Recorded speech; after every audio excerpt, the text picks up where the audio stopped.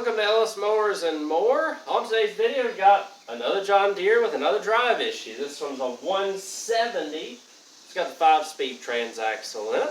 Hopefully it just needs a transmission belt. We'll hopefully get all this fixed here coming up.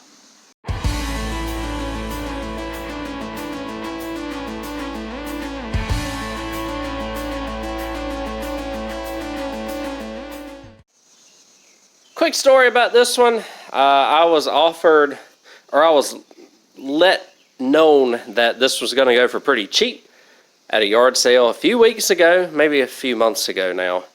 And I did not want to buy it because I know these don't really have the best 5-speed transmissions in them. And of course, somebody that I do work for bought it, and guess what? It had a drive problem. It was just a belt that slipped off at that point, but here we are 2 months later, and we're working on it again. So hey, at least it ain't my liability in this time, right? I didn't buy it and have to deal with it. But it's got the FC420V Kawasaki. The rest of the mowers are super solid. The mower's in really good shape for what it is. The guy who bought it painted it, maybe overly painted it, but nonetheless, it got painted. It looks decent. And seat cover and all that good stuff. We gotta get the deck off here, and to get that deck off, because I need to access everything here, I'm gonna lower it all the way, make sure it's all the way on number 1, and then we've got, I don't know how these are exactly, it looks like we got bolts we gotta take out here on the front. Oh, these are all bolts and pins and stuff. So we got a couple clips right here we got to pull, right there. We got to pull the main deck belt off. And is this just a one-piece? No, it's a 2-piece belt. So I just got to pull the secondary belt off there. A couple clips, I assume, on the other side. Don't really see a lot of these. The last one I really worked on was a 175 about 4 or 5 years ago. So, yeah, so we got this. Let's see, so we got that to release the tension right there. We've got a couple other clips.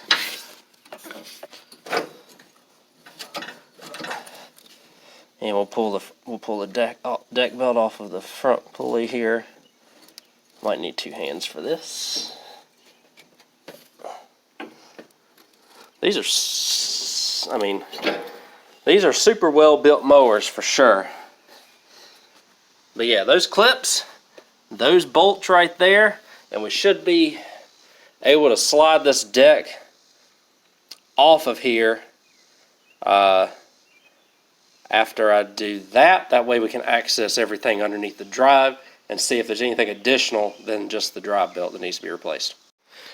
Alright, so the mower deck is off. Again, there were mounting points. I'll show you the 2 mounting points underneath here because you'll see them a little bit better. Right here goes into a little hanger on that side there, and then the other one goes into that hanger on this side, a couple pins, and then I took these brackets off, which actually have looks like a little adjustment washer here, and bolt and a nut. Seemed like it'd be better than taking it off the front. May not be, but either way, it's off. And relieve the deck belt tension. Y'all saw how I did that. Deck belts they could look a little bit better, but they're all right for what it is. I'm gonna get this on the mower lift, get the front up in the air, and we'll check the drive system underneath. All right, let's take a gander at what all I've got to do here, and it's actually quite a bit. The LX 176 I did is a vast improvement over this one in terms of all I've got to replace, or all I've got to take off in order to get this off. So, alright, so what I've already done is I've taken off the PTO wiring plug, because I will need that in order to get the belt around everything here. I think I can clear the front drag link or the tie rod there with it. There is a bracket up here I need to remove right there so that I can get the belt around the front pulley. We've got it going through the steering shaft, and it kind of looks like I've got to take off this bottom bolt here for that. It looks like I am going to have to take off, I'll probably do that bolt right there to get the belt around, and it looks like I'm going to have to take the drag link off as well, either right here or right up at the front. Again, let's see, 2 pulleys right here. They're both moving freely. Looks like I got to loosen them so that I can get the belt over the brackets. There's the tension spring right there. It goes, where does it go? Right here. So this we will have to take off in order to put everything back on. That may be a little fun to get back on once we get a nice tight belt in here. And then on the back here, do we have any brackets? We don't, from what I can tell, so that's good. We just got to feed it through these guides here. So I'm going to go ahead and do all of that. Once I get the belt off, I'll show you everything that I had to do in order to get it back off, and then we'll put it back on. There is one more pulley here. It looks like I'm going to have to loosen, I may be able to get, no, I'll have to loosen that pulley a little bit so that I can get the guide off and get this belt around that as well. Alright, so far, let me see if I can show you all what I've done. I had to loosen that bolt for that pulley so that I could get it around the guide there. Take this bolt off and this bolt off so that I could get the belt under this steering bracket. I still need to take the drive link off here, drag link off to get it around that. And let's see, I loosen that. There's a bracket that just slides off, and that gets you what you need there.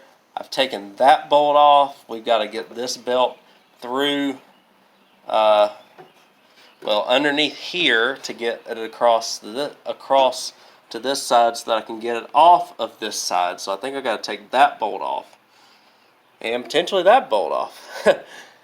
And then the back pulley was the easiest, so I just had to slide it around the pulley. Remember, you can put the park brake on when you do this in order to get it off of all the pulleys, or at least the first pulley, so that you're not fighting tension, especially if your belt is still in decent shape. This one is just worn out to the point where it's not working anymore. Oh, it's got a split in it right there too, so it got a burn spot, as you can see. So, but it's pretty old regardless.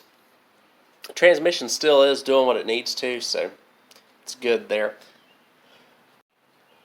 So I'll keep working on the rest of this, get the rest of this off, and hopefully we'll be in good shape. Again, drag link, this bolt, I think I got to take this one off to get this bracket off as well. So there's the old belt right there. Again, looks like it has burned itself out at one point. It had a split right here, and overall I think it was just old and stretched, so maybe a little bit of stuff right there as well. New belt, link will be in the description, and I got it right here. We'll put it on. Nothing more than what I just told you to take off that.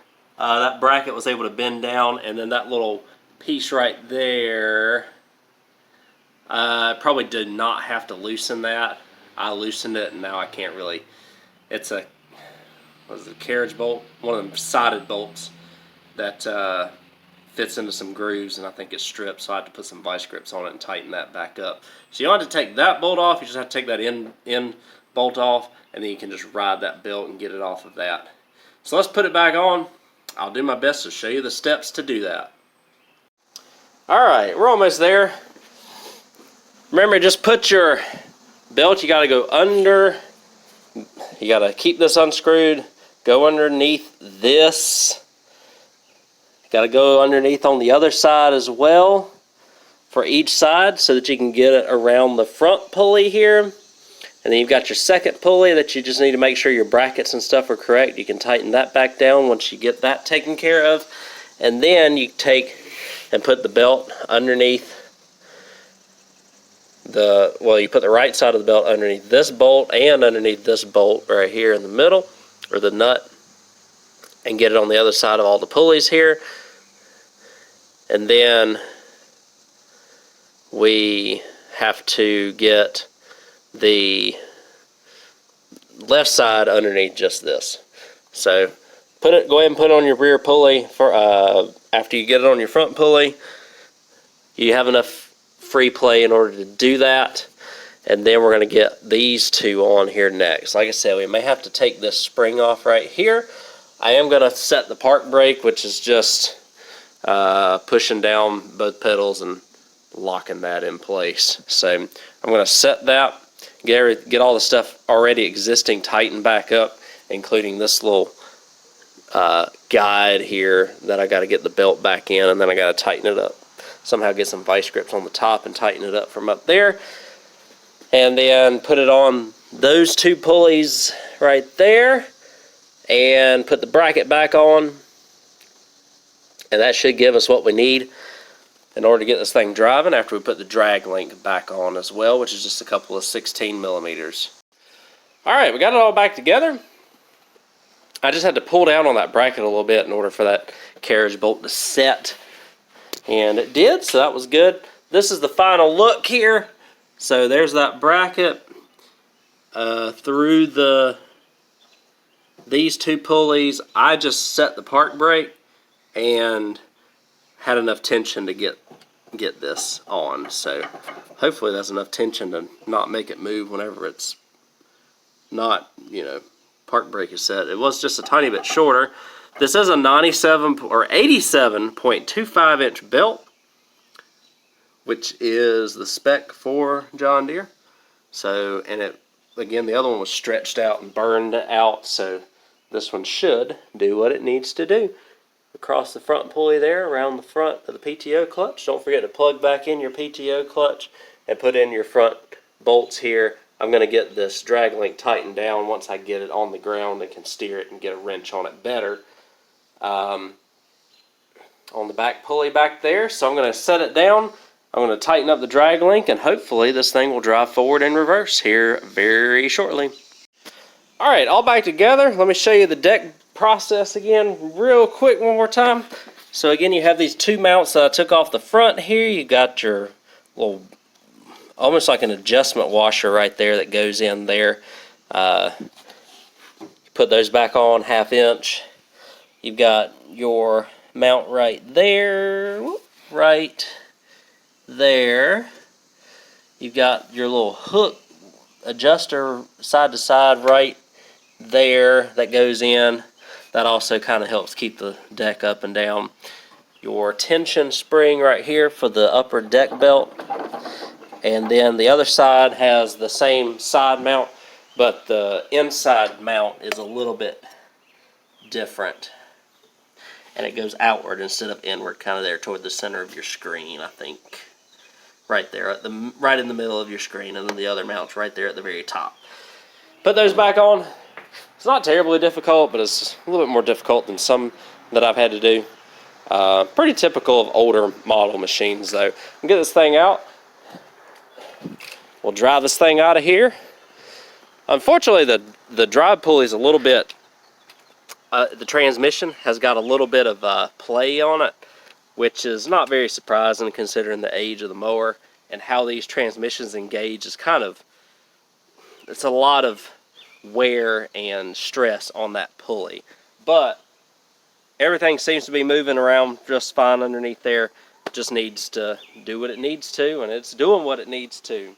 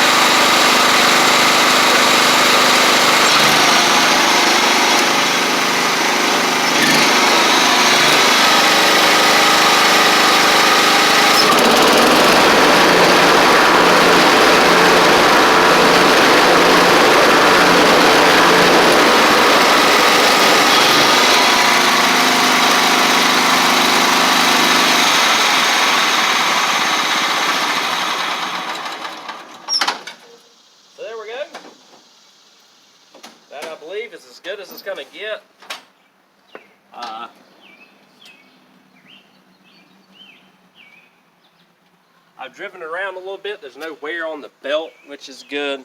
The brakes I had to adjust out a little bit because the pedal's not coming back as far, and so I don't think it was releasing the brake far enough, and the brake actually started to smoke a little bit on me. The pad, that is. I want to drive around real quick just to make sure everything's good. Hopefully get it back to the guy this afternoon before I head out for the weekend. And glad this thing's fixed, ready to go, and should be, hopefully, give the guy some good years of service, pending that nothing goes wrong with the transmission itself.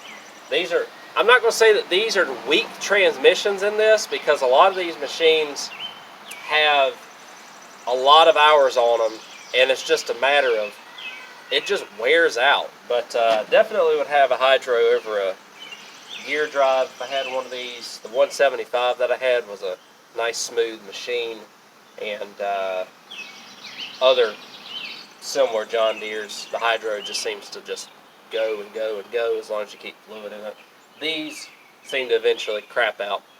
It's just a product of what they are. Not the best transmissions that John Deere ever put in, but for a residential rider, John Deere's never put a good gear drive transmission in their machines, from what I would think, or from what I have seen. With the LX 172 I've got over here, that's got a bad transmission on it, but a ton of wear and tear. Again, if it was a hydro, it'd probably still be going. But regardless, this thing's done. Hopefully y'all enjoyed this video. Hopefully it helped y'all out in figuring out how to put a drive belt on one of these. If you still got one of these old John Deere's running around, I do appreciate y'all watching, and I'll catch y'all on the next small engine repair video.